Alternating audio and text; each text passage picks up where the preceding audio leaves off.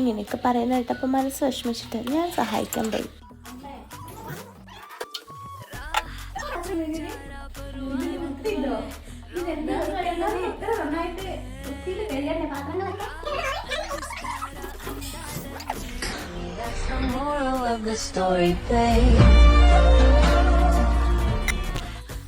പിന്നെ ഞാൻ അടിച്ചു വാരാൻ പോയി.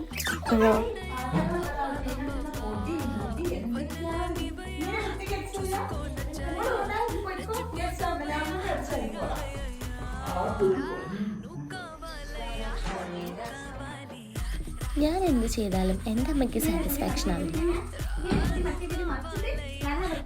ഇതുകൊണ്ട് ഞാനൊരു ജോലിയും ചെയ്യാൻ പോവാത്തെ. ഞാൻ വീണ്ടും ഫോൺ നോക്കാൻ പോയി. അല്ല, നിങ്ങളുടെ അമ്മ ഇങ്ങനെയാണോ?